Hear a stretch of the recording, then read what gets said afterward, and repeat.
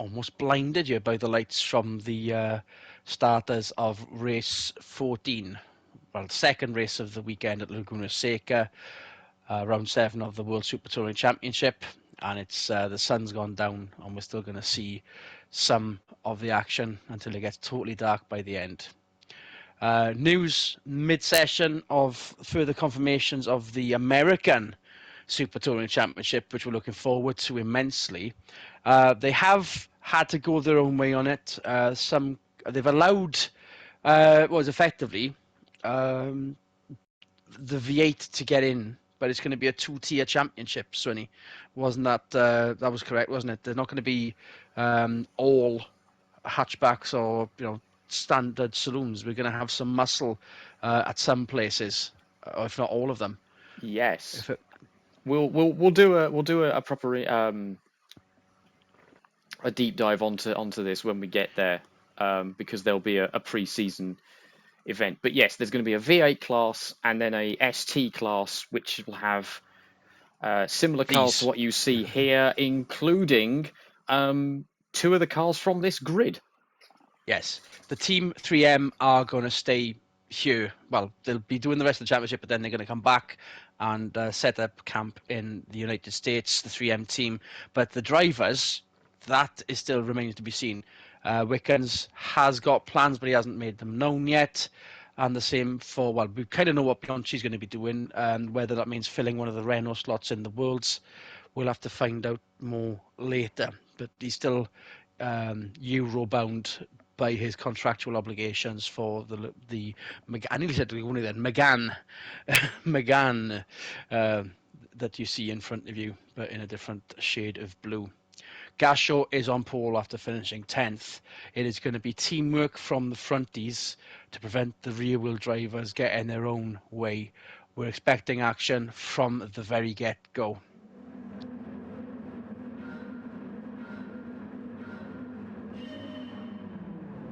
And the get is now gone. You can see the BMW already trying to make a shove and a move for dominance already. Up to P6 goes Jamie Webber. Ingram, not the best of starts as he's down the inside there, getting nudged from Jamie Webber. They're back up to 6th. And then there's Salo as well. Palou leads. Gasho second. Thompson third to the Hondas.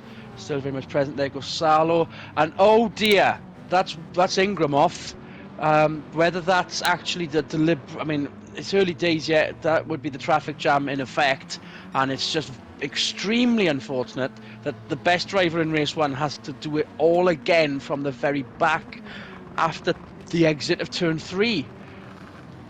Yeah, this is becoming a theme that I don't think Anthony wants to continue, because this is the 3rd round now where he's been sent off into the grass, into the gravel, and the 2nd round in a row, of course, because race 2 of the Red Bull Ring, something similar there happened. So that will obviously be under review. End of the race, I don't know if Salo was getting some sort of revenge for Ingram's traffic cutting abilities in race 1, or whether that was just 3 cars going for the same bit of road. We shall have to wait and see on that one. But either way, Ingram, we know he can get through the traffic. We'll see how far up the order he gets towards the end of the race.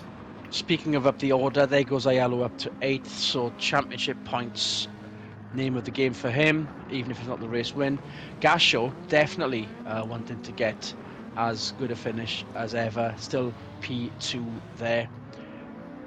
Yeah, Gasho in particular, because of course Renault still have that just that little finger gripped around the trophy at the minute.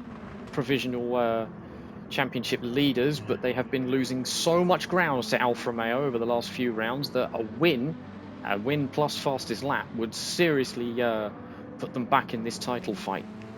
And that was going to be a surprise if Thompson was going to get up to 2nd. Then he was very close with the hairpin. Team to bail out because Renault Power got a bit of a gap on.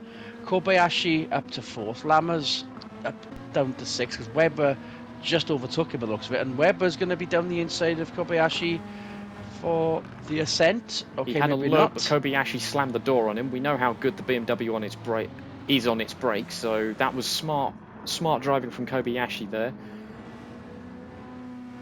Thankfully, the glare isn't clouding out who's in what position here, at least at the very start of the race. Oh, Slide Palou on with from more Palou. We've seen it sideways before. action into the corkscrew. So they've not fixed that in between the two races. Gasho's been advised of the switch back from Ayalo then, mirroring his actions there. Ooh, slight instability from Palou. That must be deliberate. They must have like deliberately put some sort of rallycross spec. And there's another one set up on that car, because or Palou is actually pulling the handbrake, because that car is just sticking its back end out at every opportunity. Front wheel drive cars aren't meant to do that. I mean, you can make them do that, because you can make them get so light on the rear end that it will just slide around like that. So whether they've like chucked all their ballast weight towards the front of the car, it just felt like it was a rear wheel drive car for that very instant. But there again, yeah. And this is all helping Gasho just get in the mirror space of Palou closer than ever, enough to tempt and taunt him. He just needs to find a way past, though with that car in front going sideways, it means that he's got a tougher time of it, because of course Palou will be physically occupying more road in front of him. Here comes Thompson then. I wonder if he's going to be looking to threaten more than he's ever done in this championship so far. Well, we know the Honda is good at the beginning of the race and then drops off towards the end. Palou with another bit of sideways. Doesn't seem to be slowing him down much, though. Down the inside goes Thompson. Down the inside. Up to second, switch back. A bit of argy-bargy. Clears him nicely, though. So Thompson up to second. It's going to be Tomo's turn to have a go at the Ford in front. This is more like it. This is what we want to see from Honda. This is what we want to see from Thompson. Even if we want to see it from Lammers, Lammers in a good position, still in 6th. Meanwhile, Kobayashi holding up a bit of a train here. But he'll be very eager to get this 4th place. Kobayashi has won a race before. He got that very shock win at Interlagos a season or 2 ago. So this won't be his best ever finish, but top 10s like this, top 5s are very few and far between for that Tamiya team, so they'll be very happy with this performance if they can keep it up. And there's Wirtz in the top 10s, the best we've seen at Golf all weekend. Yeah, it's fair to be said that since the disappearance of the Mazda of your good self there, Swinny, the privateer input is just down to the DHL team, isn't it, in this fray? For rear-wheel drive, yeah, I mean, you've got the Kubica PKP team here. And obviously with the 3M team going, we'll probably be seeing some new privateer efforts turn up for next season. Thompson is threatening the lead status of Palou. Palou, are we going to get quite literal deja vu? Yep. Yes, we are. But still ahead. Okay. Yeah, I think it's quite obvious that out of these 3 cars, Palou is actually the slowest of the 3. But none of the other 2 can find a way past with how accidentally flamboyant Palou's driving style is being currently. And again. And again. Because it is helping. It is helping that car rotate through the middle of the corner, through the apex, keep momentum and get a good exit. So whilst it does look potentially problematic, it actually is paying dividends for the Spaniard there. Although there goes Thompson with a look down the inside. Don't know if that one's going to stick. Not quite. And there goes Ingram with the fastest lap. Someone is angry. Red Mist mode has descended again on that Volvo.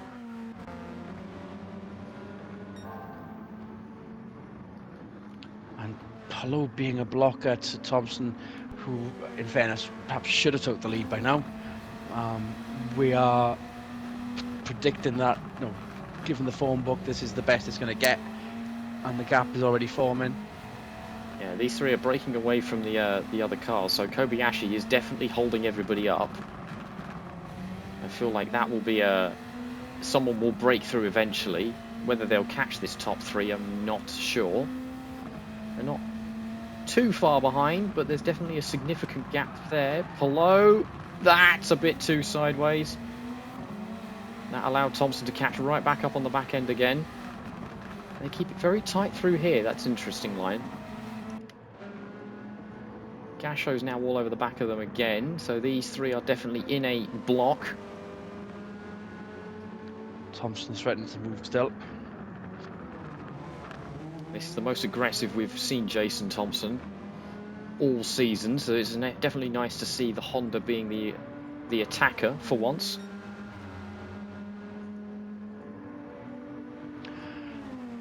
The move surely get it. No. Okay, but Closes up under braking. Not quite. I think Thompson's just got to wait for Palou to get a bit too much sideways on, and then pounce when whilst Palou is gathering it all up again. Although we saw Thompson manage to go around the outside of people here, so if he can get close enough, he might be able to make that move again. And we know you can overtake round here, despite naysayers, thanks to Ingram's efforts last race. And despite appearances, this top three obviously being totally different to the top four of race one. Good to see Ford at the front of the pack, even if Palou is clinging on for dear life. Yeah, we've seen plenty of success from the Renault so far this season, and we've seen Honda have its slight flashes, but whoa, tandem drifting, and that's how you take the lead. There's the move. It was on the cards. It had to be. In a very, very dramatic way, but Thompson now leads. Thompson's finally got himself in front of that Ford. Can he pull away? It was about time Honda got something, anything, in terms of a race win. If Tomo can pull this off, he'll be the first car to win a race that isn't a Beamer or an Alfa or a Renault or a Volvo. Slight wiggle there from Gasho. Loses momentum on Palou. We were expecting the Honda to win before Volvo did. Volvo's inaugural season in the Worlds, taking up the vacant slot of the Toyota team, and kind of picking up where the Toyotas were meant to leave off, perhaps. If you compare the two seasons, I think Volvo currently have more points than Toyota did this time last season, but that would be something to go and double check for sure.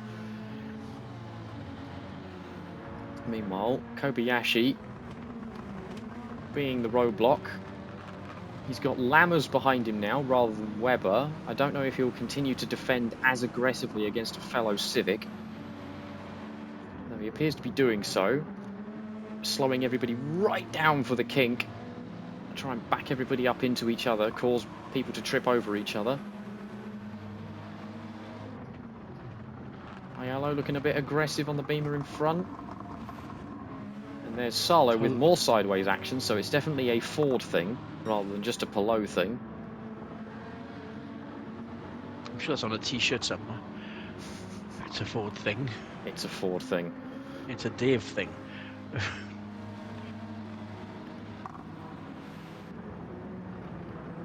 Kobayashi still doing the business, putting Lammers to shame.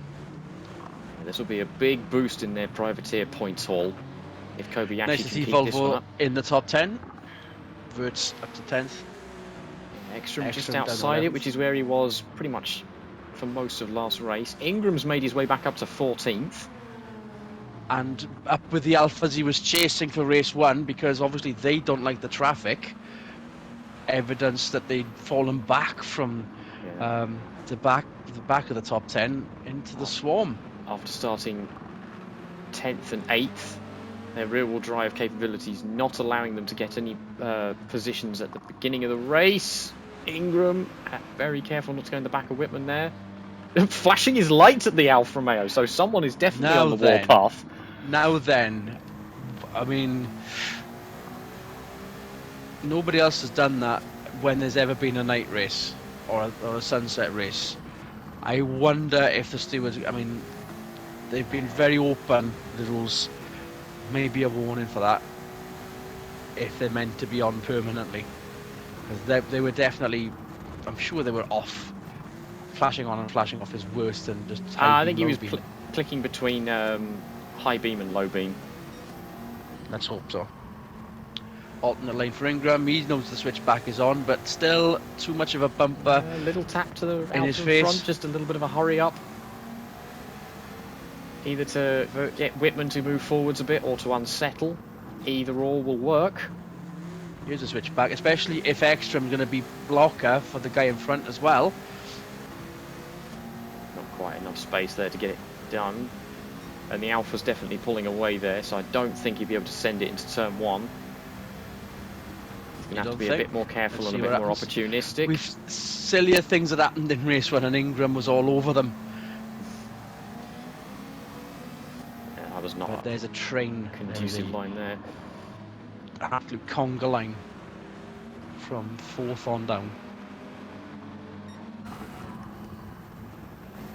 Oh, Whitman so slow through the apex of that corner. Saw that happen a few times last race. Ingram carries a lot more speed through there and gets caught out. Playing the victim.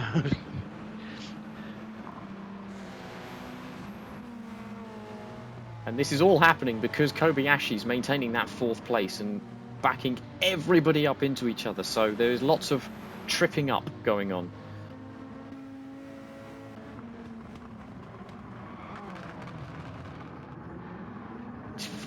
Oh, okay. Solo got too much sideways there, allowed Webber through. Although he's hanging tough on the outside. Webber giving it what for being blocked. Schneider set to pounce as well, but Salo still holding on strong, just as strong as Pullo was trying to do for the lead. Pullo, incidentally, still holding on to 2nd, so Gasho still not managing to find a way past yet. Thompson's got a bit of a breathing room by the looks of things. Certain angles are getting more difficult to see the cars as the light begins to fade after the sunset. Yeah, those three are just sort of comfortably in their own space now. Lammers still not getting all over the back of Kobayashi. I think he wants to get past at this point. He's got a bit of a breathing room to the Ford behind, but he'd still rather the extra place, especially with the erstwhile Honda versus Volvo battle that I've already talked about in the constructors' standings. With one car leading, they definitely want the other car as high up as possible, especially with both Volvos outside the top 10 right now. That will be definite advantage Honda. Yeah, it's a very close battle for 4th and 5th, whilst Team BMW and Alfa Romeo surge towards a flailing Renault team, still in the mid-pack here. We could see Renault potentially losing 2nd place as well if the form book is anything to go by, after a very promising getaway at the start of the season. Ingram almost had a run on Whitman there, couldn't quite make it stick. Alternate line again. Will he get on the switchback for Whitman? This time by down the inside. But is there a Fisichella on the horizon? Ooh, nope, there's not. Ingram clicked the sausage curb on the inside of the corner there. That's going to murder his momentum. He might be able to get a crossover move here. Not quite. Blocked. He would have had that stuck had he not taken too much curb there. But coulda, woulda, shoulda at this point. He's got to do it all over again.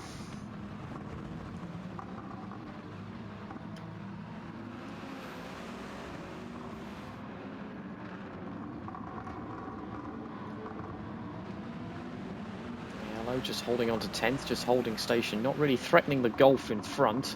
So Wirtz is making something happen, dragging that Volkswagen up, whether it likes it or not, into the top half of the field where it should be. The sort of result you'll want to see an underdog get on a good day. 9th place is very good for Volkswagen's shocking performance this season. And yeah, it's really quite a fall from grace, considering Wirtz is a series champion with Volkswagen. Yep. This is going to be a... What? Oh, no. Oh, dear. At least it's pointing in the right direction. I thought that was going to end in absolute agony. Yes, I thought that was going to be in the barrier, taking Schneider with him for good measure. I don't know what happened there, whether his brakes just didn't work or what. have to find that one out after the race. But either way, he's made a position on it. Dubious circumstances. I don't know how happy Sophia Schneider will be about that one. I'm pretty sure Schneider would have looked up to Wirtz in days gone by with the experienced Austrian.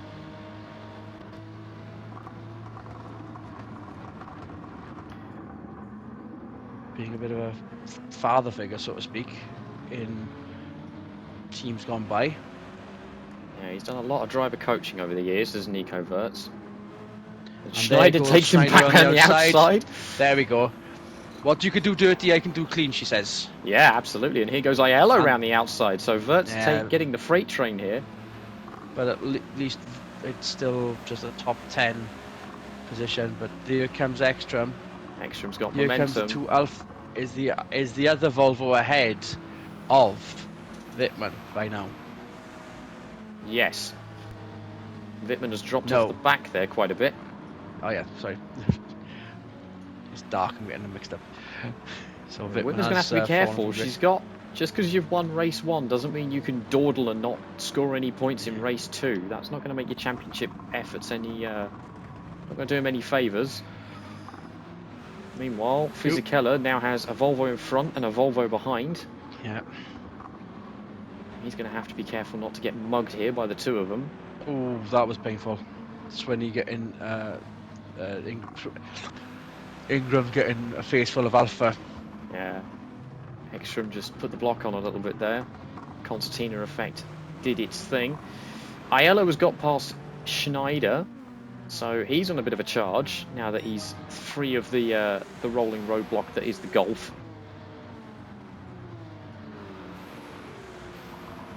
If Ekstrom's going to make a move, he needs to do it quickly. Because getting him involved in a protracted battle here will just allow chaos to happen regarding the Alfa Romeo behind him. But he's got to get there first. 2 laps to go. And probably we like Watkins Glen because it's nearer, I suppose. But I think we've had some pretty good races around here. It might be time to consider getting both on the calendar. If we were getting some very good racing around the New York State. Do you want to start a petition then to add a Pacific round of the calendar? US East, US West, like it used to be. But call me old-fashioned. Well, I mean, we've both gone old-fashioned in different ways there. How can I out-old you, sir? Because you are older. And I do not mean that as a dig. Still in P6. Oh look, is that a subject change? There's Kobayashi. Kobayashi holding on to 4th place with 1 lap to go. This is going to be a stellar effort from the Tamir car here. With everybody tripping over each other behind him.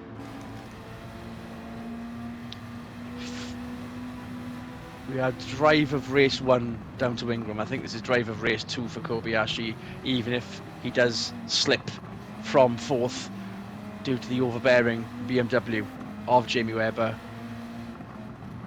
Yeah, Jamie Webber has got some breathing room between him and Lammers. Lammers having that classic Honda late race drop-off by the looks of things, because he's under attack from Salo there to a degree.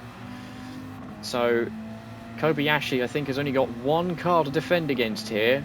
Granted, it is the reigning champion in a very, very fast vehicle with very, very good brakes. So no mean feat at all.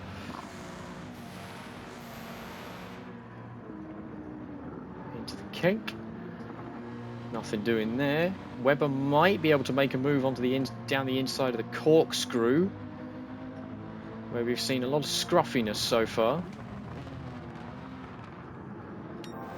Meanwhile,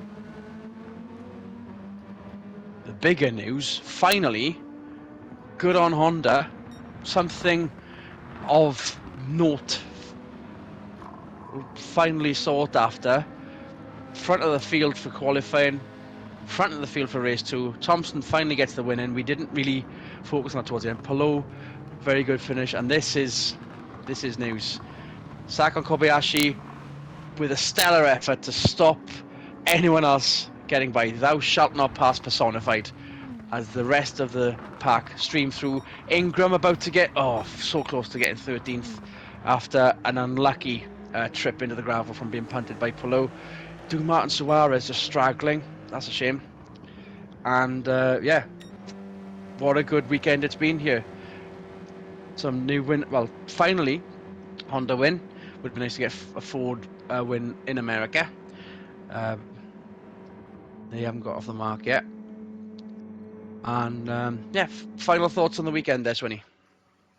Yeah, this was good. I think whoever chose Laguna Seca had the right idea. It'd be interesting to see if we come back here next or go and test another venue. But yeah, we saw a lot of action round corners we weren't necessarily expecting, so that was always fun to see. Well done to Jason Thompson for finally getting a Honda win and his second ever World Super Touring victory. Well done to Sakon Kobayashi for getting a 4th place in a privateer car. That's going to be very well done and possibly shake the privateer standings up a little bit. It has slightly shook up the driver standings. Gasho still leads, but it is now a 16-point gap to Sabine Wittmann, who vaults ahead of both Fisichella and Aiello. Fisichella's slight dip in form, Wittmann with a bigger dip, but a bigger gain in championship points from race 1. Jamie Webber 5th. Thompson's win still keeps him in P8 in the championship because there was too much of a gap. But it looks as if he has... no, it was Ingram and Schneider swap places after the poor luck from there. As for the privateer drivers, it's still Dumas leading that one. Now for the constructors, Renault are now 19 points clear. So, 400 points flat for Renault, 381 for Alfa, and 341 for BMW. So, given the form book, Switzerland is going to be where it all changes for the Constructors' Championship, and DHL as an independence team still romping away because of their front-running pace that they've seen throughout all season. We've ended the weekend with a race where the drivers had to put their lights on. Next race, we start with the lights on. It is the morning shift, early morning shift, another goddamn early morning shift at DJ Deep Forest. Yes, we look forward to it, but I'm gonna have to set my alarm clock early. Swinny, how about you? Yeah, absolutely. It's become a tradition now, so I don't think there's any escaping it. Who came up with that idea? Oh yes, the World Super Touring franchise did, and long may it reign. Adrian Michael Reese here on behalf of Michael Swinnerton. It's goodbye. Good racing, everyone.